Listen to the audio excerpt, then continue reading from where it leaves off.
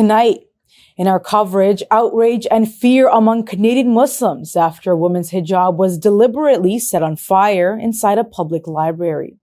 Assalamu alaikum and good evening. This is Muslim News Canada on Muslim Network TV. I'm Aisha Ashraf. Canada's new Prime Minister, Mark Carney, has called a snap federal election for April 28th. Carney, who succeeded Justin Trudeau, dissolved Parliament on Sunday. He says Canada faces an urgent crisis due to U.S. President Donald Trump's actions. Carney says he needs a strong mandate to respond firmly to Trump and reshape the Canadian economy for all citizens. The Liberal Party has seen a rise in support since Trudeau announced his resignation in January. Carney hopes to capitalize on the momentum. Polls show a tight race. The Liberals currently lead with 37.5%, while the Conservatives trail closely at 37.1%. Conservative leader Pierre Poilievre has pledged to defend Canada, but critics say his aggressive style mirrors Trump's and could backfire. Early today, he promised an income tax cut and proposed cutting party spendings. The election's main issue is expected to be who can best manage relations with the U.S. Canadians will vote for 343 seats in the House of Commons. The party with the most seats will form the next government and decide Canada's path forward. The Muslim community in Ajax, Ontario is in shock and outraged after a disturbing attack on a hijab-wearing woman at a public library. Durham Regional Police say the woman was studying at the Ajax Public Library on Saturday when a stranger hurled profanities and objects at her. The attacker, 25-year-old Kaylee Ann Freer, allegedly tried to pull off the victim's hijab and poured liquid on it. She then attempted to set it on fire with the lighter.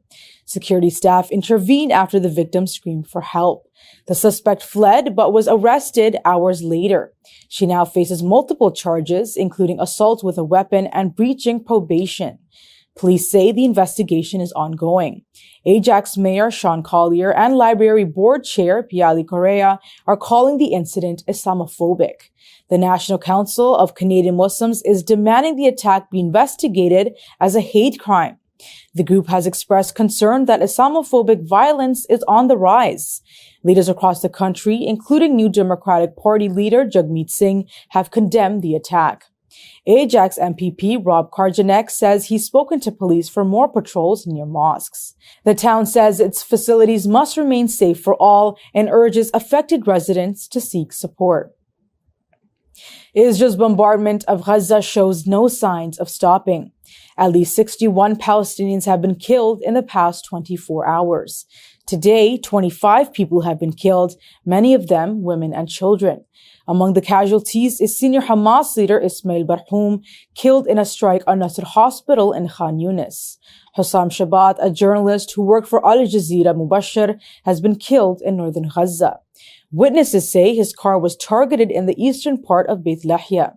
Another Israeli airstrike hit a school-turned-shelter in the Nusayrat refugee camp, killing 3, including a child, and injuring 18.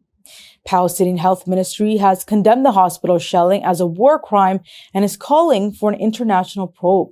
The Nasser Medical Complex in Khan Yunis was hit again last night, killing 2 patients and injuring others. In a separate attack, a child has been killed in the Man area east of Khan Yunis. More injuries were reported near Al-Karama School in Gaza City's Tufa neighborhood. The overall toll is staggering.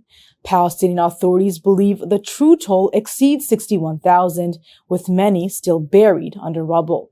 Meanwhile, Egypt is pushing a new ceasefire plan. In the new plan, Hamas would release 5 hostages, including an American Israeli, in exchange for pause in fighting and humanitarian aid. Israel would also release hundreds of Palestinian prisoners. Hamas has reportedly responded positively, but details remain unclear. The Arab League is calling on its member states to end all economic and military ties with Israel for committing atrocities in Gaza and breaking truce. In a strongly worded statement, Arab leaders said continuing cooperation with Israel makes countries complicit in the Gaza onslaught. They are urging a gradual end to military coordination and a full economic boycott. The League condemns Israeli attacks during the holy month of Ramadan, calling it a violation of human and divine laws. It has also criticized ongoing Israeli raids in the West Bank, displacements, and home demolitions. The group is demanding an end to Israel's siege on Gaza, which has blocked vital aid.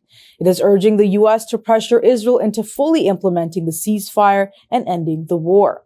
The statement comes as Arab states pledge to back a $53 billion Gaza reconstruction plan, but the U.S. has rejected it, favoring its own controversial proposal.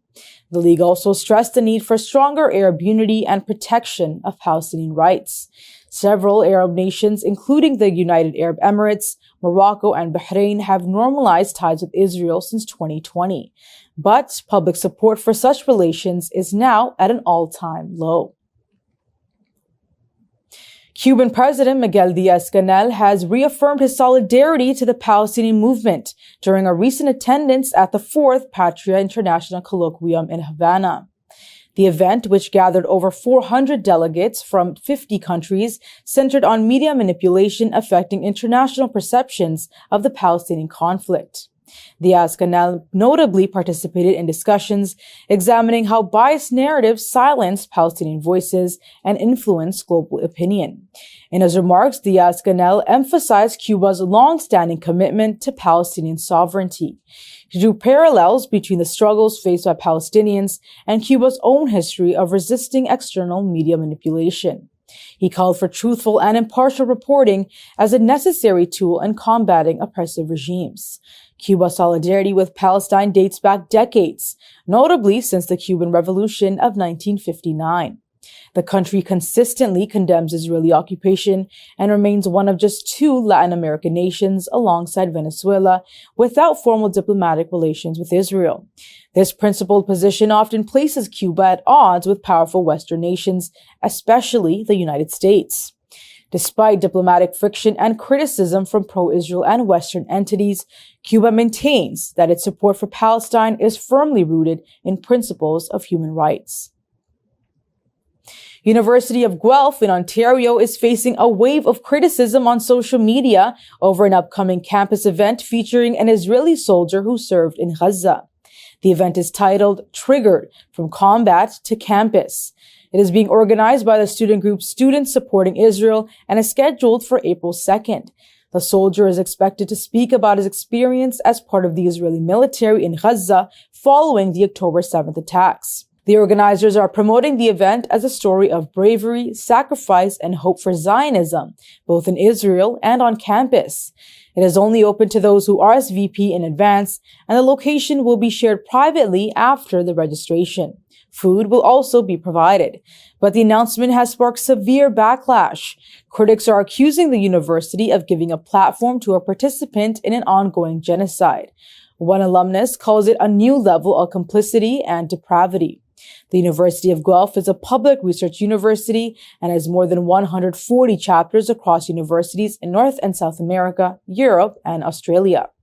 As of now, the university has not issued a public response to the controversy. That's all from our Toronto studios. Thank you for watching Muslim News Canada. We are a community channel dedicated to bringing you stories you can trust. Please like, share, and subscribe to our content. You can also comment to let us know what you think of our coverage. You can donate now by visiting muslimnetwork.tv/donate. For more content, keep watching Muslim Network TV.